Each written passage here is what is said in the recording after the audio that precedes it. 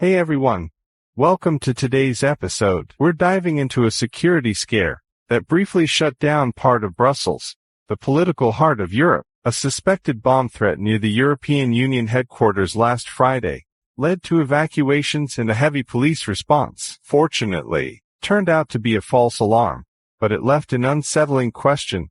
Just how secure is Europe in today's turbulent times? Let's break it down. A Dutch-plated grey Volvo was abandoned near Melbeek metro station, the same area targeted in the devastating 2016 Brussels bombings. Authorities wasted no time, sealing off Rue de la Loi, a major thoroughfare lined with EU institutions. Police with sniffer dogs examined the vehicle, while officials from the European Commission's Agriculture and Humanitarian Aid departments were swiftly evacuated. After an hour of tension, the area was declared safe, but the incident highlights a much deeper issue: Europe's growing security paranoia. Why did a single abandoned car trigger such a major response? The answer lies in the bigger picture. Europe is facing a cocktail of security threats. First, the war in Ukraine has put the entire continent on high alert. European intelligence agencies fear that Russia could engage in hybrid warfare, including cyber attacks,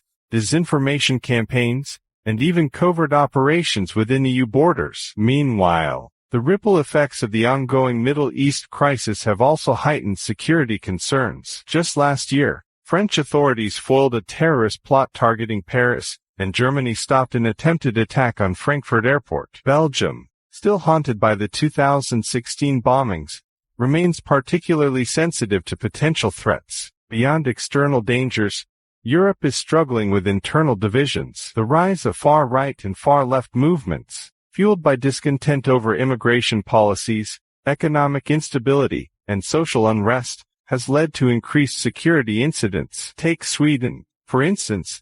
When far-right activists burned the Koran in Stockholm last year, it sparked global outrage and diplomatic tensions. The event not only caused violent protests, but also intensified security concerns across the continent. Similarly, France has seen mass demonstrations against pension reforms, with riots occasionally escalating into violent clashes between police and protesters. Security concerns aren't just limited to acts of terrorism or political extremism. Cybersecurity threats have also escalated significantly. In recent years, European institutions have been prime targets for cyber attacks. In 2021, the European Medicines Agency was hacked, exposing confidential COVID-19 vaccine data. More recently, in 2023, several EU governmental websites were temporarily shut down due to a large-scale DDoS attack attributed to pro-Russian hackers. These incidents underscore how modern security threats are not just physical but digital as well,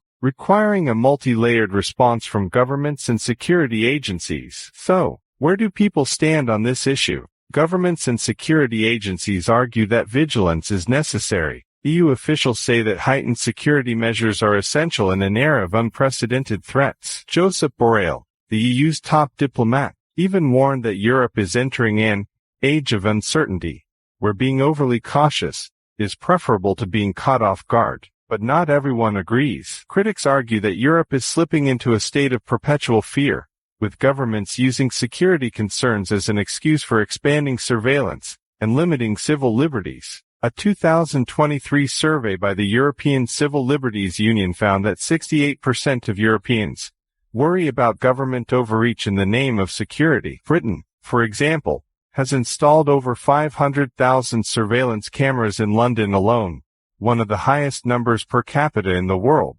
Is this really making people safer, or just making them feel like they're under constant watch? Additionally, the European security strategy has significant economic implications. The increased budget allocation for defense and security measures means that other sectors, such as healthcare, education, and infrastructure, may receive less funding. In 2024, alone, the European Commission proposed a 13% increase in security-related expenditures, raising concerns about whether Europe is prioritizing defense over social welfare. This trade-off is likely to become a critical debate in upcoming elections. The legal framework around security also remains a contentious topic. The expansion of surveillance laws, the use of artificial intelligence for monitoring public spaces, and cross-border data sharing among security agencies have all sparked legal and ethical debates. The European Court of Justice recently ruled against certain mass surveillance measures,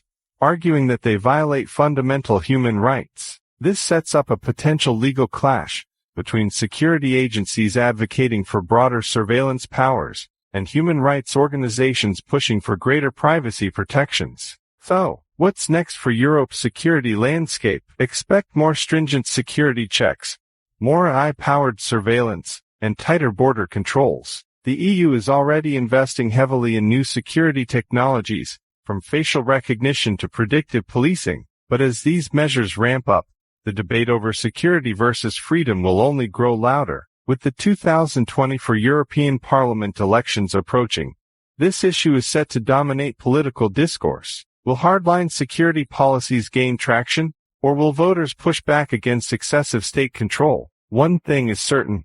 Europe is at a crossroads. The balance between safety and civil liberties has never been more fragile. The decisions made in the coming years will shape the continent's security policies for decades to come. What do you think? Are these security measures justified, or are they creating a culture of fear? Drop your thoughts in the comments below. Don't forget to like, share, and subscribe, and we'll see you in the next episode.